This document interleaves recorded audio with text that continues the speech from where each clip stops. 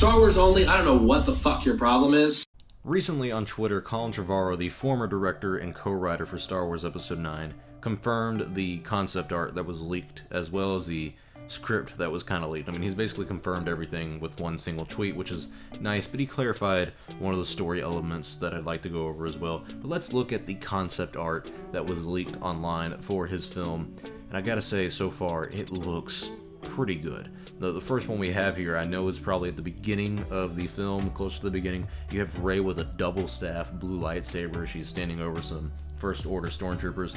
And I already like this a lot better, her having the double-bladed lightsaber instead of her just having the Anakin Skywalker, Luke Skywalker legacy lightsaber that we've been passing down for so long now, because not only did that break in Episode 8, it felt kind of cheap just to put it back together in The Rise of Skywalker, and I like the fact that she has her own lightsaber. She's taking ownership of becoming a Jedi, and it felt more fitting to have her with a double-bladed lightsaber, considering she's been using a staff for the longest time, instead of just a single-bladed one that was passed down from Anakin to Luke to her.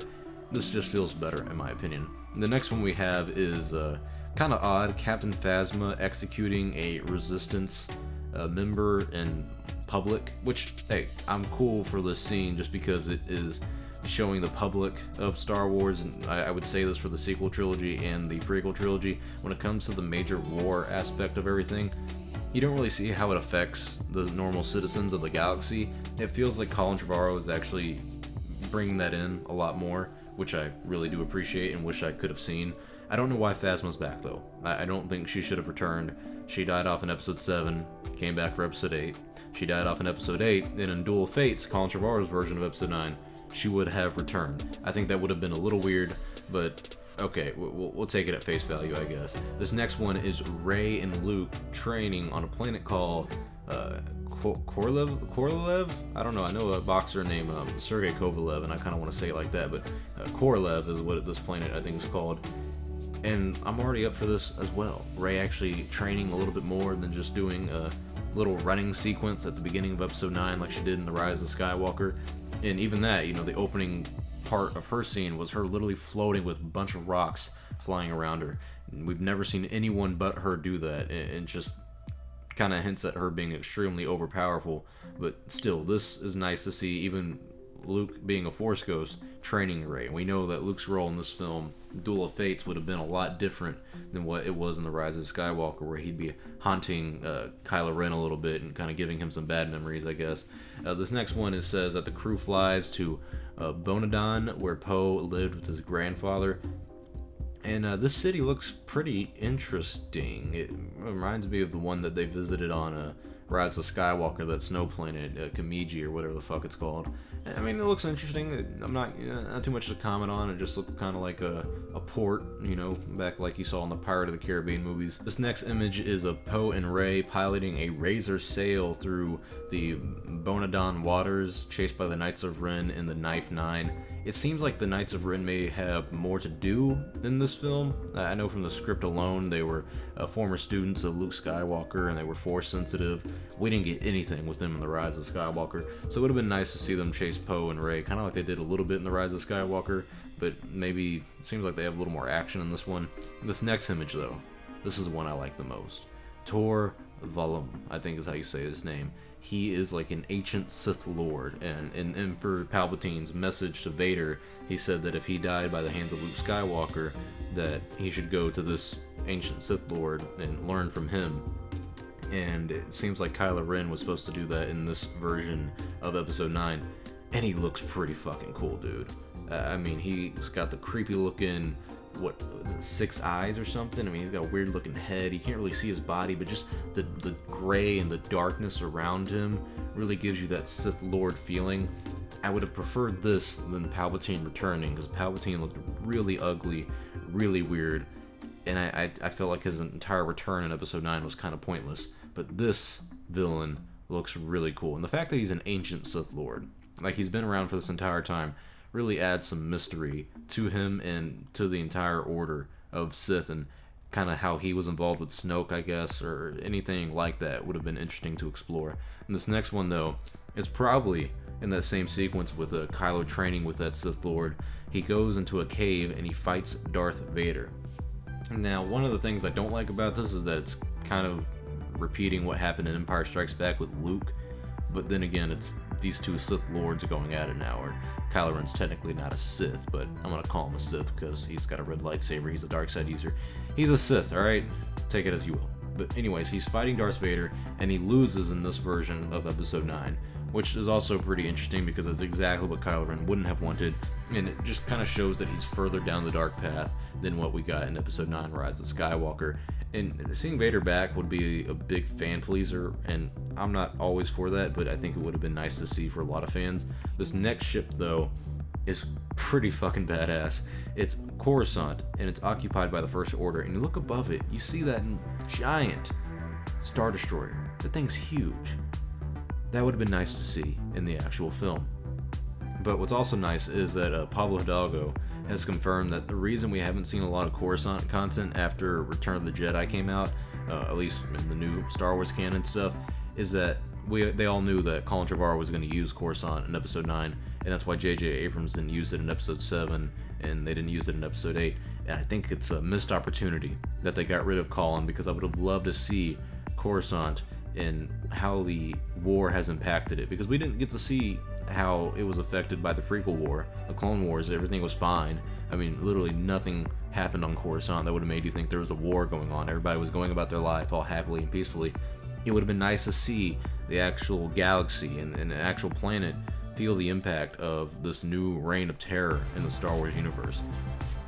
This next picture is Rose, Finn, R2-D2, and C-3PO attempting to activate a beacon on Coruscant to broadcast Leia's hologram to the galaxy.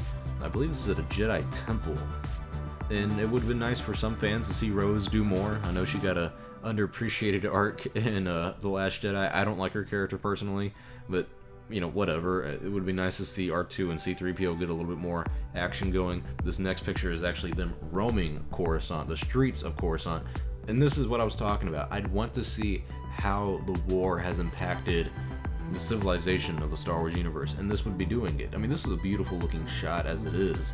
I would have loved to see this on the big screen and actually come to fruition, and yet again, it would, to me, it would show that R2-D2 and C-3PO aren't the exactly main characters for the entire Star Wars saga, but they're the ones who've been there for the entire thing. They did nothing in Episode 7 and 8. They did a little bit in Episode 9, well, at least C-3PO did. I don't remember what R2 did, but I think he restored his memory, but who cares about that film, right? This next one is Finn rallying the citizens of Coruscant on the underground to fight back, and it's just Finn yelling again. At first I saw this and I thought it was Photoshop, but still, it's the citizens. It's yet again showing the galaxy revolting against the First Order and showing the consequences of this war and what they have on the citizens. It adds some humanity to the universe and to the sequel trilogy and to this film that was really lacking out of all the films that we've gotten recently. When they go to Mortis, Rey faces a monster outside the fortress, and this is it. No, I really didn't know that there was big monsters on Mortis, and I'm still not a big fan of them going to Mortis personally. But hey, you know, big monster battle. It's kind of like Return of the Jedi, where Luke fought a Rancor in the Jabba Hutt palace. So, I mean, I guess I'm down. It probably would have been better in execution than what it looks like here, but, yeah, you know, it's whatever to me. Next one here is, I think, Coruscant again. It's citizens painting the old walkers of the, I don't know if it was the Empire or the First Order. I don't know too much about the specs of all that stuff. And in this next one, you can even see them fighting the stormtroopers and these big old First Order, I don't even know what you would call these, but these things are huge. Stuff like this would have been fun to see. The citizens fighting back, the citizens taking on the First Order. It's poetic in a way. The citizens revolting and taking back their home, their land. You know, there's a lot of stories like that throughout history that I think would have been nice to see in the Star Wars universe. And you can even see it right here where stormtroopers are preparing to battle against the citizens. And there was even parts where Finn kind of like got a lot of the stormtroopers to side with him. That would have been nice to see, man. That's a nice arc for Finn. This last few images have R2-D2 hurt. Colin Trevorrow confirmed that he didn't die, but this is the point where you would think he died, I guess. This next one is Rey and Kylo Ren fighting at the peak of the temple on Mortis, and Kylo's got his new Darth Vader style mask again. I don't really know what the mask looked like, but I would like to see it in person, or like actually have a better concept image of it, because this is kind of Not much to go on, but hey, I'll take it.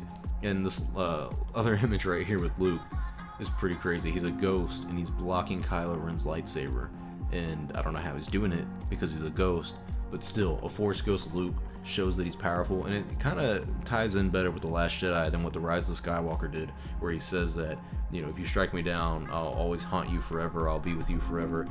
And this would show that. We know that Luke was kind of teasing Kylo Ren throughout the Duel of Fates script for Colin Trevorrow's version of Episode 9, where he follows him around, tells him the dark side is in the way, and it looks like Kylo's trying to strike him away or something, and Luke stops it with the Force, and it just shows how truly powerful Luke is, even as a Force Ghost. And then we have Hux killing himself, Japanese style back in the day, I guess, lightsaber through the heart.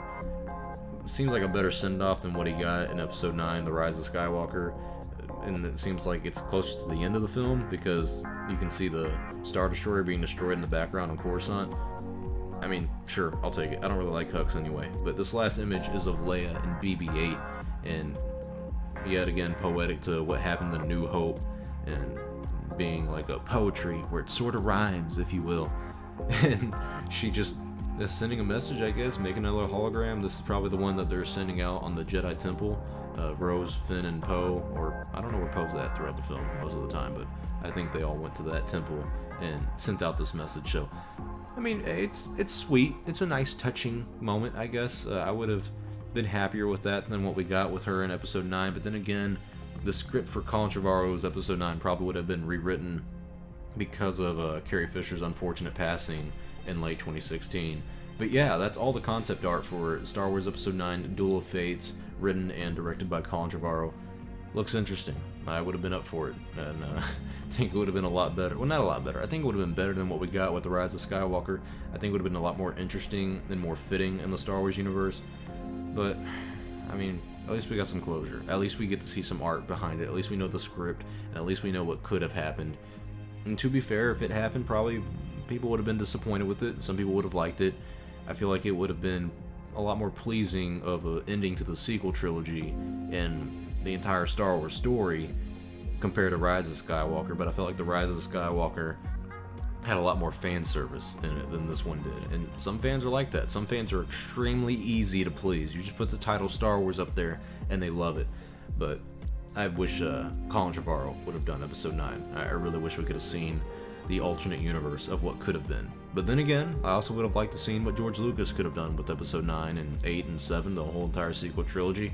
A lot of what-if scenarios in the Star Wars universe, and finally, we got some clarity on this one. But tell me your thoughts below. What do you guys think about this concept art from Colin Trevorrow's Star Wars Episode 9, Duel of Fates? Did you like it? Did you not? Would you have liked to seen this version more than the one we got with J.J. Abrams? I'd love to hear your thoughts below. I'm Star Wars Only. Hope you guys enjoy this video. I will see you all next time, and may the Force be with you always.